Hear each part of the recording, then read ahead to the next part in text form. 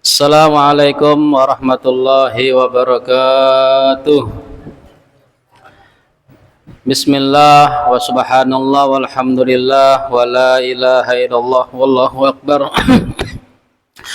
Wa la hawla wa la quwata illa billahil aliyil azim al azizil alim. Adada kulli harfin kutiba aw yuktab abadal abidin wa dahrat dahirin. Allahumma salli wa sallim wa barik ala sayyidina Muhammadin bi'adadi kulli maktub.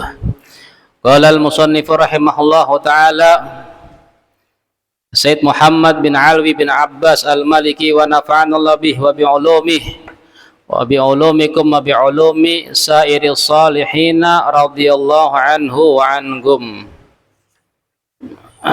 illa an qala fadlul amal ala sadaqah bittaqwa. Keutamaan orang yang beramal bersedekah dengan takwa. Yaqulu sallallahu alaihi wasallam, baginda Rasul bersabda, al-amil ala sadaqati bil haqqi wajhillahi ta'ala kal ghazi fi sabilillahi azza wajal hatta yarji'a ila ahli. Orang yang bersedekah, memberikan hartanya, menyumbangkan hartanya karena Allah Subhanahu wa taala, bukan karena ingin dikiau sebagai orang yang sugih, orang yang pemurah atau dermawan. Tidak. Memang inya itu mengharap pahala kepada Allah. Harta yang dia berikan sepantasnya untuk dijadikan ibadah. Karena dia merasa Allah berikan keluasan, kemudahan, rezeki. Mungkin dia punya gudang perusahaan, punya penghasilan setiap bulan yang lebih daripada cukup, sehingga ketika dia mendengar keutamaan sedekah, memberi harta kepada siapapun, maka dia berikan karena Allah Subhanahu wa taala. Dia takut hartanya yang halal menjadi hisab. Dia takut bahwasanya orang miskin masuk surga lebih dahulu daripada orang yang kaya. Dia takut berlama-lama di dalam hisab. Dia ingin di akhirat hisabnya ringan, mungkin masuk surga tanpa hisab, sehingga dia infakkan hartanya karena Allah Ta'ala.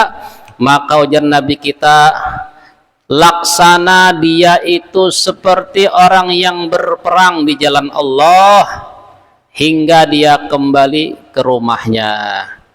Sama orang yang berjihad, yang mengorbankan harta, nyawa, keluarga, darah ditumpahkan, mati di medan perang, sama pahalanya seperti orang yang jihad fi sabilillah.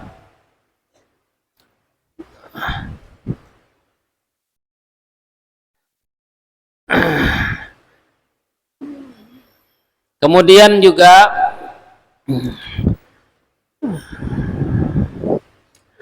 Nabi kita bersabda, khairul kasbi kasbul amil idza nasah.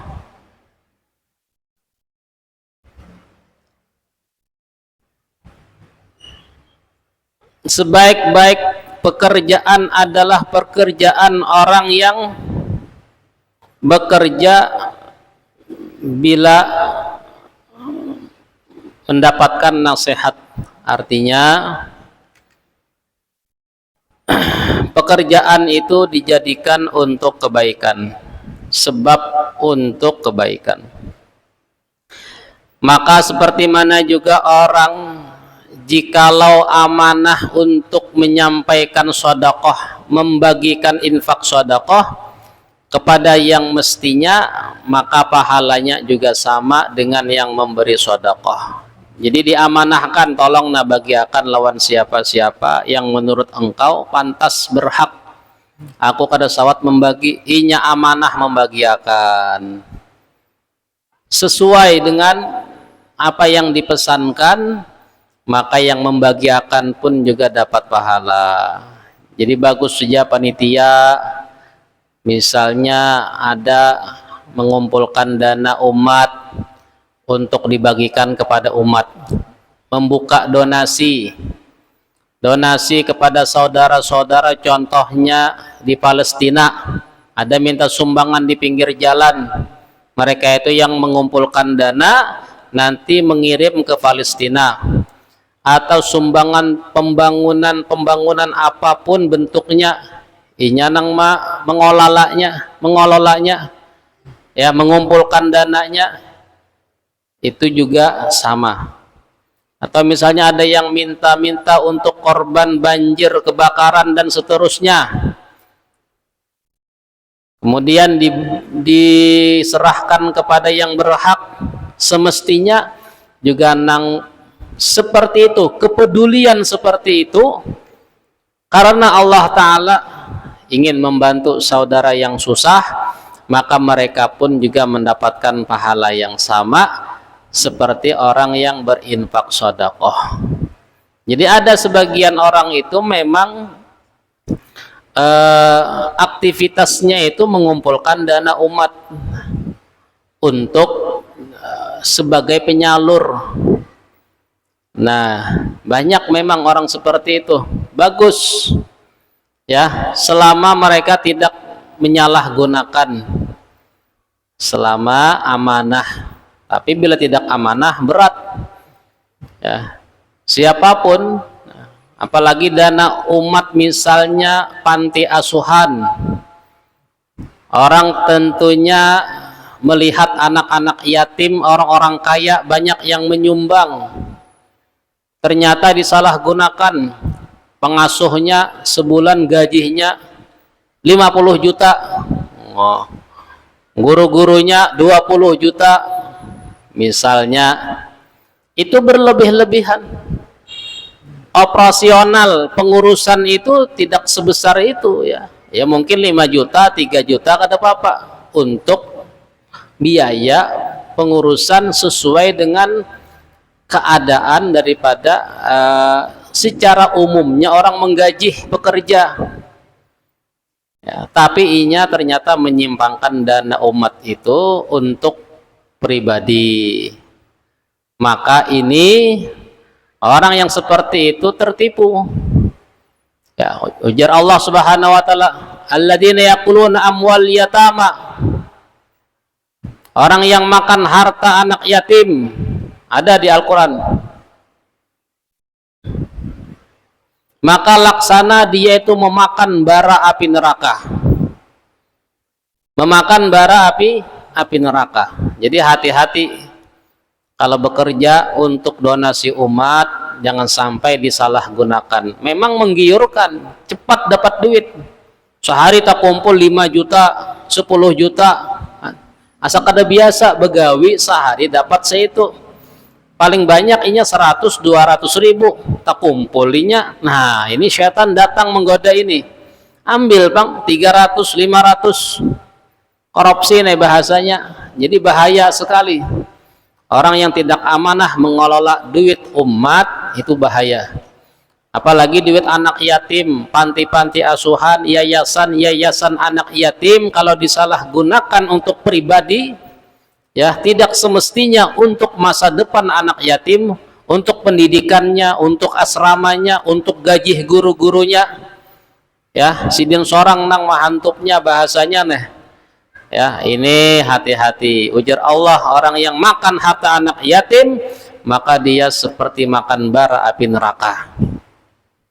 Sehingga diceritakan di suatu perjalanan di kapal laut, akhirnya kisah bahari, kapal ini mati. Tenaga bahari, tenaga api lah. Kapal itu ada tenaga api itu bergerak. Mati kededanang menghidupi, kededa koreknya habis. Jadi kapal ini tadi ya satu mat nih, lalu abut kayak apa nih, kededa api kehabisan korek. Akhirnya ada orang soleh di kapal itu, ujar sidin berkumpul barataan, berkumpul. Nah kita ini kasusnya kada korek nih, kada kau menghidupi, kada jalan kapal kita nih. Ujar orang soleh ini, aku bertakun lawan penumpang barataan, adakah di antara kalian yang pernah makan harta anak yatim? Ya. Bisa misalnya ada ding sanak meninggal, ada harta warisan anak yatim diambil lawan ding sanaknya, menggaduhakan, cuman menggaduhakan tuh kada diurus, hartanya dimakannya, anak yatimnya diterlantarkannya. Atau kawan misalnya, ya, atau misalnya laki anum, jadi nang mama ini meninggal nang laki nih, ada untuk warisan anak kawin lawan nang laki anum, akhirnya duit warisan laki nang meninggal tadi diambil lawan laki anum, misal ya, dihabisakannya. Atau yayasan-yayasan, ya, panti-panti asuhan anak yatim juga sama, apapun itu bentuknya. Ketika dana anak yatim dia ambil, adakah yang pernah memakan harta anak yatim secara batil, tidak semestinya? Ujarnya, wahai orang soleh, kenapa nih betakun nih tuh, kita nih abut nyari korek. Apa nih kisahnya? Kada jisidinnya, ayo aja mengaku aja, kita ini kada hendak membuka aib, kada, supaya ada korek jisidin. Nang kayak apa kisahnya? Ayo aja mengaku aja. Mengka itu ulun ya. Nah sidin, coba engkau ini banganga. Sidin ambil kertas banganga, batiup, keluar api di muntungnya. Hidup dihidupakan kapal jalan. Nah ternyata sidin meyakini ayat Al-Quran yang mengatakan orang yang makan harta anak yatim di perutnya ada bara api neraka. Itu di dunia sudah tampak, apinya tak keluar bujuran. Nah, ini termasuk karamat orang soleh, ya. Tapi jangan dicoba bila ada orang nang makan harta anak yatim, coba pang minta api sedikit di muntong bian. Mun kita kada bakaramat karena mau api muntongnya. Mun kita ini orang wali menyuruh basa keluar, Allah tampak akan keluar api, ya. Tapi bila inya amanah, jujur, mengambil sekedar upah, boleh upah kerja seharian mengumpulkan dana umat, misalnya diupah 100.000 baakat lawan panitia, dapat 1 juta, ambil 100.000, kada apa-apa itu, upah kayak gitu kada apa-apa, karena manusia ini ya ibaratnya kerja, ya. Dan orang pun paham, artinya seandainya ditakuni dana ini kemana, kami nyumbang 1 juta, kumpulannya kenapa nih kurang, ujarnya hagan upah nang mencariakan, oh kada apa-apa jar, berapa 100.000 kada apa-apa. Mun dana 1 juta dia hagan upah 500.000, nah ini sudah menyimpang, ya. Semestinya aja boleh, semestinya tidak, karena bila kada seperti itu kada danang hakun. Tapi seandainya lebih baik lagi sukarela, hati sukarela tuh kada mengharap upah, semata-mata tenaga inya mengumpulkan dana umat untuk umat. Inya orang sugih aja sudah, bahkan duit inya keluar juga, inya menyumbang baduhulu, inya mengumpulkan disalurakan lawan umat. Nah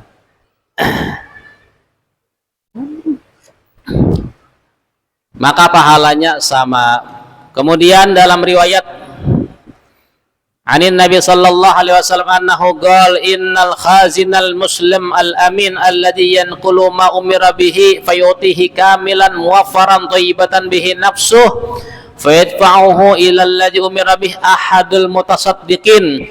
Sungguh orang yang menampung dana umat, dia amanah, ya, dia pindahkan hartanya, salurkan kepada umat dengan seutuhnya, tidak ada dia ambil sedikit pun, ya, dia serahkan dengan hati yang senang, tidak tergoda. Kau aja pangnya hendak mengambil, orang kada tahu juga, orang kada meriksa juga, apalagi nang sumbangan di pinggir jalan, mana orang tahu. cimbai-cimbai orang. Nang orang menyumbang misalnya kada tapi tahu sudah. Karena ini memang ibaratnya terlihat kayak orang baik. Ya, misalnya atau pengurus ya, terlihat kayak orang baik, amanah. Dan orang kada mungkin lagi sudah, dan inya serahkan dengan hati yang nyaman, dibagiakannya kepada umat ini, maka dia salah satu orang yang berinfak sedekah. Nah, termasuk inya itu juga orang yang berinfak sedekah. Jadi pemerintah ada namanya Baznas, Badan Zakat Nasional, mengumpulkan harta-harta zakat dari perusahaan-perusahaan, gaji-gaji pajak atau gaji-gaji pejabat-pejabat, ya pegawai-pegawai yang hartanya itu melebihi daripada dikumpulkan di situ dana-dana orang kaya, kemudian disalurkan. Ada programnya se-Indonesia, ya. Ada pengelolanya, ada kantor-kantornya, memang negara yang mengatur Baznas itu. Jadi itu sesuai dengan arahan sudah. Mungkin Majelis Ulama Indonesia mengarahkan bagaimana donasi ini untuk dari umat untuk umat. Ya. Tapi ya sekarang ini masih banyak orang-orang fakir miskin, ya. Artinya Baznas masih tidak maksimal untuk menjadikan rakyat ini mandiri di dalam berusaha. Ya mungkin bantuannya tidak bisa merata. Ya mungkin tidak bisa merata.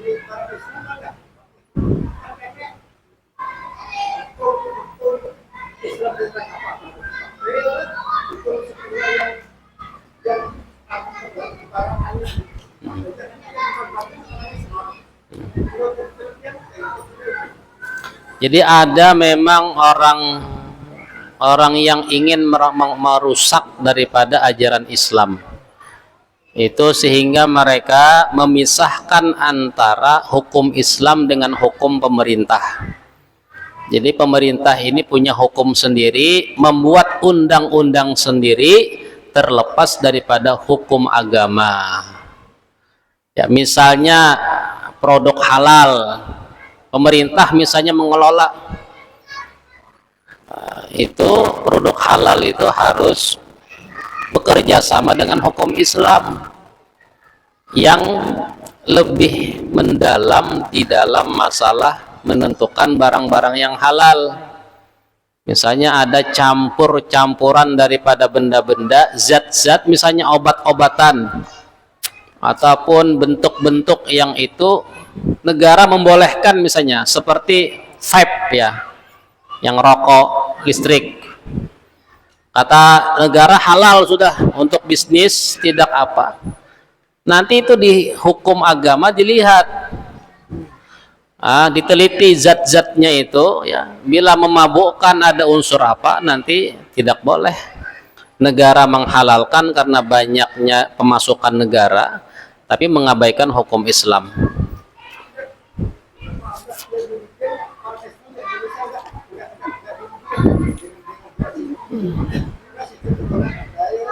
Okay. Itu merugikan. Itu kalau negara Islam itu memisahkan, ya. Itu memang orang Barat, ya, orang-orang itu program merusak agama Islam, ya. Nanti dipisahkan, katanya ibadah di masjid, kalau di kantor ya sudah terserah aja. Ya kada boleh itu. Kalau negara kita Indonesia ini mayoritas Islam, maka tetap Pancasila ketuhanan yang Maha Esa itu berlandaskan hukum agama. Jadi orang harus bersyariat, ya. Umat Islam kada boleh meninggalkan syariat, memisah hukum Islam dengan hukum negara. Jadi harus hukum negara itu ikut panduan hukum Islam. Nah, ya, jadi hukum negara diterima kalau sesuai ajaran Islam. Bila tidak, umat Islam wajib protes karena itu merusak. Karena kita ini umat Islam kebanyakan. Ya seperti misalnya membuka warung di siang Ramadan, warung makan. Ya, hukum negara mungkin orang berusaha bekerja. Hukum Islam ini kalaunya membuka fasilitas agar orang berbuka puasa dengan sengaja, siang orang-orang sehat makanan di situ, maka ini akan menodai ajaran Islam, merusak daripada ibadah umat Islam. Jadi jangan dipisah. Jadi Islam mengatur, memadahi kepada pemerintah agar membuat undang-undang untuk membuka toko jangan di siang hari, boleh di siang tapi bukan warung makan. Warung makan boleh buka jam 5 sore misalnya, dan seterusnya. Nah seperti itu. Jadi jangan dipisah. Kemudian dalam riwayat bahwasanya kata Nabi kita akan dibuka kepada kalian umat Islam kekuasaan timur dan barat. Jadi nanti Islam ini akan menguasai dunia. Nabi kita memberikan isyarat Islam ini akan menguasai dunia. Ya, ini sudah terjadi di zaman Khalifah Umar bin Khattab. Islam ini sudah menyebar ke Syam, ya, ke Eropa, ke Afrika dan beberapa daerah dunia. Dan orang yang sebagai bendahara kekayaan Islam, kata Nabi kita, itu di neraka. Karena terbuka Islam, lalu banyak hasil kas negara Islam, tapi pejabat-pejabat bendahara yang mengurus itu, kata Nabi kita, banyak di neraka. Nah ini Nabi kita memberikan sebuah sinyal bahwasanya banyaknya orang yang mengurus dana umat ini tergoda, terpengaruh korupsi. Ya, ini kerajaan Islam, apalagi dia itu lain orang Islam yang artinya memang tidak punya keyakinan tentang hari akhirat, azab itu. Jadi dana-dana umat atau dana-dana rakyat disalahgunakan. Ya, jadi negara kita ini sudah maklum korupsi di mana-mana sudah. Dana rakyat, sumbangan untuk rakyat, pembangunan daerah ini ya kada merata. Kenapa? Pejabat-pejabatnya banyak yang korupsi. Ada aja kasus penangkapan macam-macam, proyek-proyek yang disalahgunakan, pembangunan yang tidak layak, ya, dengan anggaran yang bengkak tapi hasilnya tidak maksimal. Banyak Indonesia ini nang kayak itu, Bang. Contohnya misalnya pengaspalan jalan ini setumat rusak. Kenapa? Bila langsung bagus permanen, kedada lagi proyek, kedada lagi anggaran agar nang mengurus tuh. Jadi memang anggarannya itu permanen, tapi pekerjaan hasilnya itu kada lawas. Kalau di luar negeri, aspal itu sekali jadi aspal kada mau rusak lagi sudah. Kita ini katuju kayak itu, Bang. Akhirnya negara kita ini ya masih banyak yang tidak makmur dan sejahtera. Padahal kita ini kaya. Karena apa? Banyaknya pada Islam ini pejabat-pejabatnya Muslim, orang Islam, ya, mungkin haji setiap tahun. Tapi ketika mengurus dana umat, ya, dana haji aja korupsi. Dana haji kita dikorupsi. Kasihan umat yang tertunda bertahun-tahun. Inilah Nabi kita mengisyaratkan Islam itu akan besar, kekayaan Islam itu banyak, dan orang-orang yang berkecimpung di dalam pendanaan umat Islam di neraka, kata Nabi kita. Kenapa? Tergoda dengan harta. Ya. Illa man ittaqallaha azza wa jal wa addal amanah, kecuali orang yang mengurus dana umat, orang yang takwa dan amanah. Berat takwa dan amanah.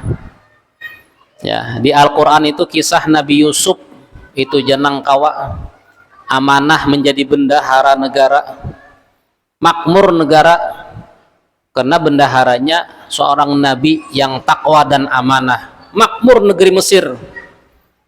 Ketika musim paceklik datang, ya, kas negara ini banyak sehingga umat ini tidak merasa paceklik. Seandainya, ya, negara itu bisa amanah, berapapun harga minyak naik, negara itu akan stabil, tidak akan mencekik rakyat dengan menaikkan harga bensin. Nah, karena setiap negara itu pasti Allah berikan kemakmuran asal takwa.